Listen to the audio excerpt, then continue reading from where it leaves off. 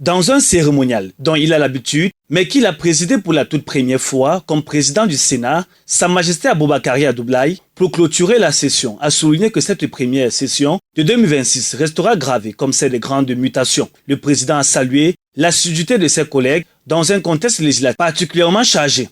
Le Sénat a procédé à l'examen et au vote de 2 projets de loi déposés par le gouvernement et a pris une part active aux travaux du 6e congrès du Parlement relatif à la révision de notre Constitution. Le rayonnement international du Cameroun s'est aussi invité dans les débats.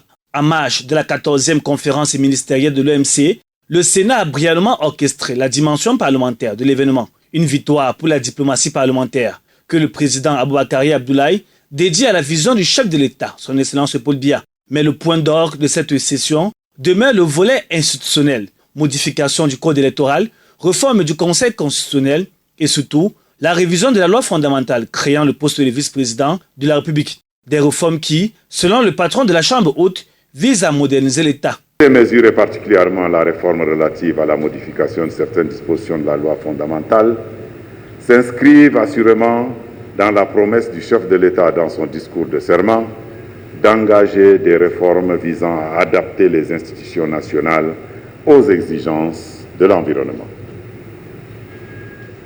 Notre Constitution s'enrichit ainsi des dispositions nouvelles créant, entre autres innovations, un poste de vice-président de la République appelé à suppléer le chef de l'État, le cas échéant. Le président a clos la session en réitérant sa gratitude au président de la République pour la confiance placée en sa personne.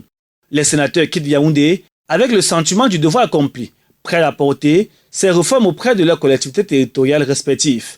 La cérémonie de clôture, qui a connu la présence de plusieurs membres du gouvernement, parmi lesquels le Premier ministre chef du gouvernement, Chief Dr Joseph Diongouté, les ministres d'État, le ministre de la Justice, garde des Sceaux, Laurent Esso, et celui de l'enseignement supérieur, le professeur Jafamine Ndongo, et bien d'autres, comme le président de l'Assemblée nationale, le très honorable Théodore Datou.